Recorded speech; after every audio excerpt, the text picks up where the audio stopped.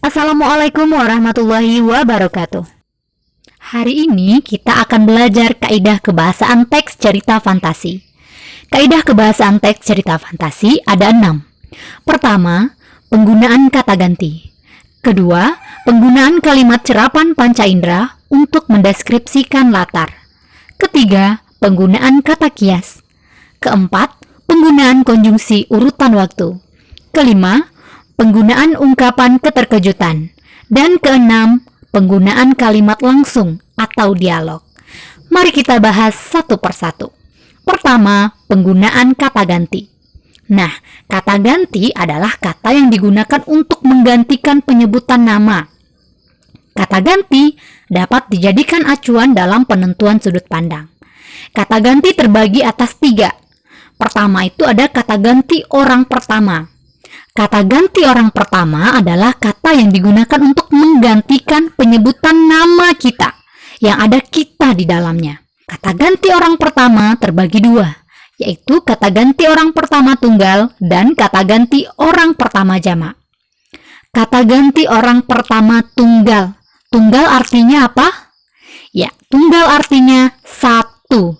Nah, karena kata ganti orang pertama menggantikan diri kita di dalamnya, berarti kata ganti orang pertama tunggal artinya menggantikan diri kita saja. Kata apa yang bisa kita gunakan untuk menggantikan penyebutan nama kita sendiri? Nah, kita bisa menggunakan kata aku, saya, beta, hamba, dan lain-lain. Kedua, kata ganti orang pertama jamak. Jamak artinya lebih dari satu. Kata apa yang bisa kita gunakan untuk menggantikan penyebutan sekelompok orang yang ada diri kita di dalamnya? Kita bisa menyebutnya dengan kita dan kami. Kedua, kata ganti orang kedua. Kata ganti orang kedua adalah kata yang digunakan untuk menggantikan penyebutan nama lawan bicara kita. Kata ganti orang kedua terbagi 2, yaitu kata ganti orang kedua tunggal dan kata ganti orang kedua jamak. Tunggal artinya satu. Kata apa yang bisa kita gunakan untuk menggantikan penyebutan nama lawan bicara kita? Ya, kita bisa menyebutnya dengan kamu dan Anda. Kedua, kata ganti orang kedua jamak. Jamak lebih dari satu. Kata apa yang bisa kita gunakan untuk menggantikan penyebutan nama lawan bicara kita? Kalian. Apa yang kalian lakukan hari ini? Nah, si kalian bisa menjawab langsung pertanyaan dari orang yang bertanya. Apa yang kamu lakukan hari ini? Si kamu juga bisa menjawab langsung pertanyaan dari orang yang bertanya. Itulah orang kedua, orang yang bisa kita ajak berbicara atau lawan bicara kita. Ketiga, kata ganti orang ketiga. Kata ganti orang ketiga merupakan kata yang kita gunakan untuk menggantikan nama orang yang kita bicarakan atau orang lain. Kata ganti orang ketiga terbagi 2 juga, yaitu kata ganti orang ketiga tunggal dan kata ganti orang ketiga jamak. Kata ganti orang ketiga tunggal berarti orang yang kita bicarakan hanya satu. Kita bisa menyebutnya dengan dia.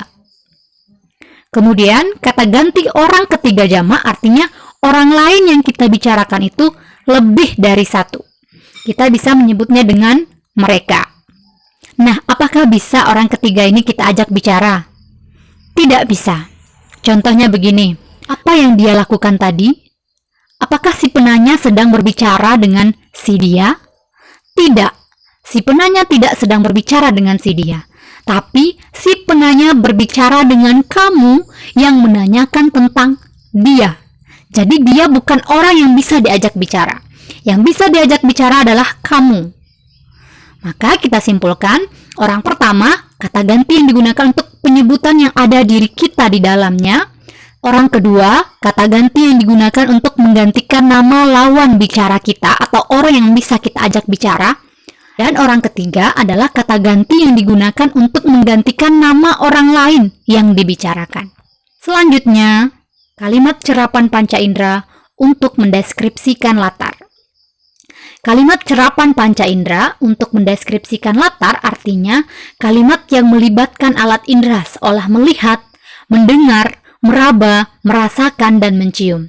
Dalam hal ini, kalimat tersebut harus mendeskripsikan latar. Contohnya yang pertama untuk latar tempat, Ruang tengah di rumahku jadi berantakan.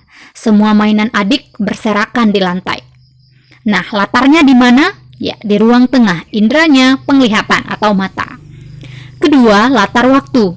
Tengah malam tak ada bintang di langit. Mendung hitam nampak menggumpal. Lolongan anjing terdengar. Latarnya malam hari. Indranya penglihatan dan pendengaran, mata dan telinga. Ketiga, contoh latar suasana. Setetes air mata pun jatuh dari wajah sang ratu. Tak sepatah kata pun terdengar dari bibirnya. Kamar megah ini terasa sunyi dan penuh kesedihan. Latar suasananya sedih. Indranya mata dan telinga. Mana yang membuktikan mata? Dia melihat air mata jatuh dari wajah sang ratu. Jika contohnya bukuku berwarna biru, apakah itu termasuk kalimat cerapan panca indera mendeskripsikan latar? Tidak. Ini memang kalimat cerapan panca indera, yaitu menjelaskan indera mata, buku berwarna biru. Tapi ada latar dijelaskan di sana? Tidak ada. Bukan termasuk contoh yang ini. Ketiga, penggunaan kata kias. Kata kias adalah kata yang tidak memiliki makna sebenarnya, atau dalam kata tersebut ada makna lain yang tersirat. Contohnya, jiwanya berguncang. Ia tak terima terlahir dengan kondisi seperti ini. Hatinya terus berteriak dan meronta. Ia sudah lelah dengan ejekan semua orang.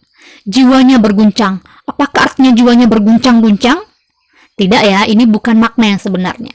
Hatinya terus berteriak dan meronta. Bisa hati berteriak? Bisa hati bersuara? Tidak, ini termasuk makna kias. Ada makna lain dari kalimat tersebut. Keempat, penggunaan konjungsi urutan waktu. Konjungsi adalah kata hubung. Jadi, konjungsi urutan waktu merupakan kata hubung yang menandakan urutan waktu atau peristiwa. Contoh konjungsi urutan waktu ada setelah, kemudian, semenjak, saat, ketika, dan lain-lain. Contohnya, setelah buku terbuka, aku terseret ke masa lampau. Setelah 2 tahun kemudian, Farta telah sampai di planet Mars. 2 tahun kemudian. Kelima, penggunaan ungkapan keterkejutan. Ungkapan keterkejutan berfungsi untuk menggerakkan cerita, seperti tiba-tiba, tanpa diduga, anehnya. Contoh dalam kalimat, tiba-tiba sekumpulan monster datang ke desa itu. Keenam, penggunaan kalimat langsung.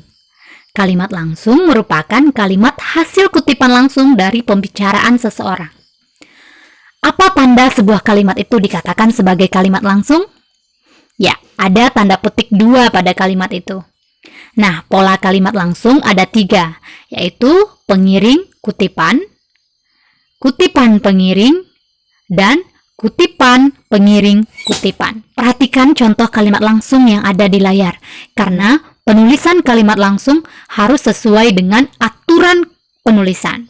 Huruf pertama dalam kutipan pertama harus menggunakan huruf kapital. Ibu berkata, koma, tanda petik 2, azam, selesaikan tugasmu segera ya, nak.